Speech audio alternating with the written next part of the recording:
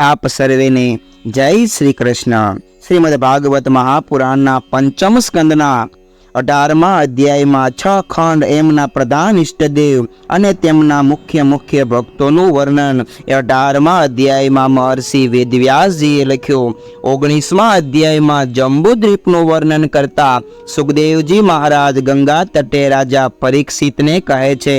सुखदेवजी बोल्या, किम पुरुष खंड में विष्णु भगवान रामचंद्र रूपे निवास करे छे। परम महावीर हनुमान जी किम पुरुष खंड ना रहीशो साथे अत्यंत भक्ति थी तेमनी उपासना करे छे। श्री रामचंद्र जी नी परम मंगलमय कथा एकाग्र चिते हनुमान जी महाराज सांभळे छे। साथे साथे ओम नमो भगवते उत्तम श्लोकाय नमः, आर्य लक्षण शील व्रताय नमः, उपक्षितात्ममान उपासित लोकाय नमः, साधुवाद निकर्षण नमः, ब्रह्मण देवाय महापुरुषाय महाराजाय नमः। આવી રીતે ભગવાનને કહે છે। હનુમાનજી બોલ્યા, उत्पत्ति पालन ने प्रलयना करनारा भगवानना उत्तम श्लोकने मारा नमस्कार छे।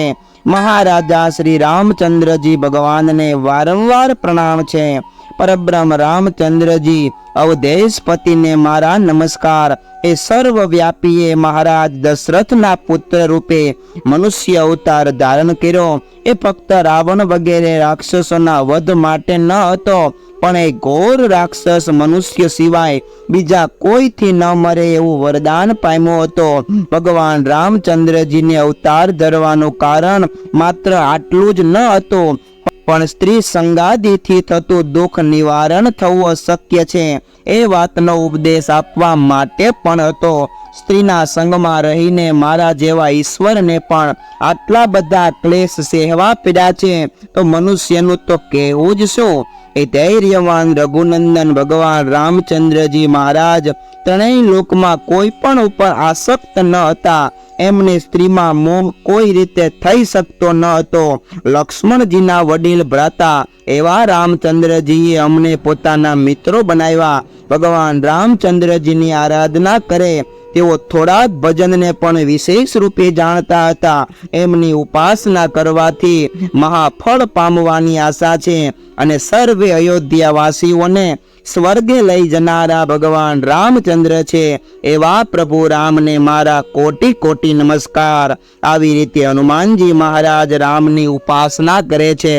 सुखदेवजी बोल्या, हे परीक्षित, भरत खंड में भगवान नर नारायण बद्रिकाश्रम में गुप्त रूपे बिराजमान छे। भारत वर्षनी वर्णाश्रम धर्म वाली प्रजानी साथे परम भक्ति भावथी नारद जी नर नारायण भगवाननी उपासना करे छे अने तेमना मंत्रनो जप जपा करे छे।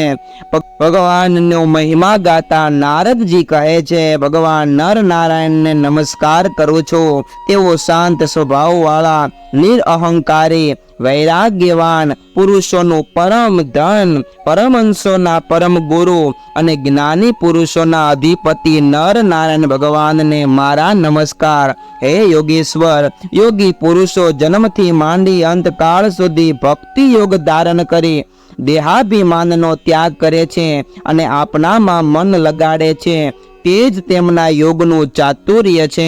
हे प्रभु, आपनी मायाथी अमने ओ अने मारो एवी ममता लागे छे। परत खंड में इलावृत खंडनी पेठे नदीओ अने पर्वतो घणा छे। मलय, मंगलप्रथ, मैनाक, तिकोट, ऋषभाकोट, कुटल, कौलक, सह्य, देवगिरी, ऋष्यमुख, श्रीशैल, वैकट, महेंद्र, वारिधार, विद्यमान, शक्तिमान, रुक्षगिरी, पारियात, द्रोण, चित्रकूट, गोवर्धन, रैवत, ककोप, नीलयाचल, गोकामुख, इंद्रकील, कामगिरी आदि अन्य हजारों छे। एमांथी उत्पन्न थयेली नदीओ अने नदीओ असंख्य छे। नदीओ में स्नान करी भरतखंडवासी अति पवित्र थई जाय छे।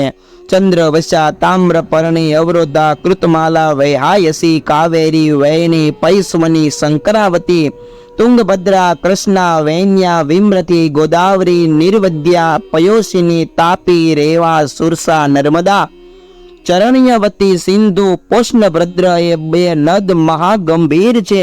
મહાનદી વેદ સ્મૃતિ ઋષિકુલ્યા ત્રિશાખા કૌશકી મંદાકિની યમુના સરસ્વતી દુષ્ટદ્યુતિ ગોમતી સરયુ રોધસ્વતી સપ્તવર્તી સુષ્ણોમાં સતર્ધ ચંદ્રભાગા મરુદ્રદા વિતસ્તા વસુકી અને વિશ્વા એ આદિ મોટી મોટી નદીઓ છે. એ રાજન, આ વર્ષમાં જન્મ પામીને પુરુષ પોતાના સાત્વિક રાજસ અને તામસ કર્મ દ્વારા અનુક્રમે સ્વર્ગ પૃથ્વી અને નરક સંબંધી અનેક જન્મો પામે છે. પણ વર્ણાશ્રમના ધર્મ કેવળ ભરતખંડમાં છે અને મોક્ષને માટે ભિન્ન ભિન્ન અનેક સાધન અને તે સાધનો દ્વારા મોક્ષ પણ આ ભરતખંડમાં જ મળે છે. હે પરીક્ષિત, જ્યારે ભગવાનના ભક્તોનો સમાગમ થાય છે ત્યારે જીવને મોક્ષ મળે છે. એ કારણે ભરતખંડમાં મનુષ્ય જન્મ સર્વ પુરુષાર્થને આપનારો કહ્યો છે. પણ હરિકૃપા વિના મનુષ્ય જન્મ આ ભરતખંડમાં પ્રાપ્ત થતો નથી. નારદજી કહે છે, આ સ્વર્ગ લોકને પામીને અમે કલ્પ પર્યંત જીવીશું, પણ ફરીથી અમારે પણ જન્મ લેવો જ પડશે.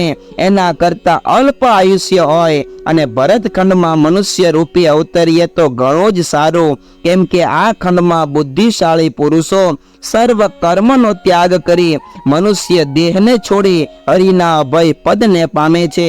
ભરતખંડના લોકો પરમ ભાગ્યવાન છે, કારણ કે મનુષ્ય દેહ પામીને પ્રાણી મોક્ષને માટે ભરતખંડમાં જ પ્રયત્ન કરી શકે છે. એવા ભરતખંડમાં અમારો જન્મ થાય એવી અમારી મનોકામના છે, કારણ કે આ ખંડમાં ભક્ત લોકોને ભગવાન પરમ સુખ આપે છે. સુખદેવજી બોલ્યા, હે પરીક્ષિત, જંબુ દ્વીપના 8 ઉપદ્વીપ છે. એ 8 ઉપદ્વીપો સાગરના પુત્રો એવા અશ્વમેઘના ઘોડાની શુદ્ધ કરવા માટે પૃથ્વીની ચારે કોર ખોદતા હતા, તેથી રચાયેલા છે. એ 8 દ્વીપો સુવર્ણ પ્રસ્થ ચંદ્ર શુક્લ આવર્તન રમણક મંદર હરિણ પાંચજન્ય સિંહલ અને લંકા રહેલા છે. હે પાંડવ વંશી પરીક્ષિત, તમારા પૂછ્યા પ્રમાણે મુનિ લોકોના જણાવ્યા અનુસાર તમારી પાસે મેં જંબુદ્વીપના વિભાગોનો એ સારી પેઠે વર્ણન કર્યું છે. આ પ્રમાણે પરીક્ષિત રાજાને સુખદેવજી મહારાજ આ ભરતખંડ કહેતા જે ધરતીની ઉપર આપણે સૌ મનુષ્ય રૂપે વિદ્યમાન રહેલા છીએ એવા ભારતની ભૂમિને સંતોની ભૂમિ છે. સાથે સાથે ઈશ્વરની આરાધના દ્વારા ઈશ્વરના ચરમ અને પરમ સુખનો અનુભવ કરનારી પવિત્ર એવા ભરતખંડનો મહિમા એ સુખદેવજી મહારાજ રાજા પરીક્ષિતજીને સંભળાવે છે. એવા ભરતખંડની અંદર જ્યારે મનુષ્યનો દેહ પામ્યા છીએ ત્યારે કોઈક સાચા પરમ એકાંતિક સંતને શરણે જઈ એમની આજ્ઞામાં રહી અને પરમ કૃપાળુ પરમાત્માને પ્રાપ્ત કરી આપણા મનુષ્ય જન્મને સાર્થક કરી શકીએ એવા બળ બુદ્ધિ પ્રેરણા શક્તિ આપણને સૌને પ્રાપ્ત થાય એવી આજના દિવસે પરમ કૃપાળુ પરમાત્માના શ્રી ચરણોમાં પ્રાર્થના કરીએ. આગળ ભુવન કોશમાં જ્યોતિષ ચક્ર અને સૂર્ય રથ મંડળનું વર્ણન જે સુખદેવજી મહારાજ પરીક્ષિતજીને કહે છે એ કથા આપણે સાંભળીએ. ત્યાં સુધી આપ સર્વેને ભાવથી જય શ્રી કૃષ્ણ.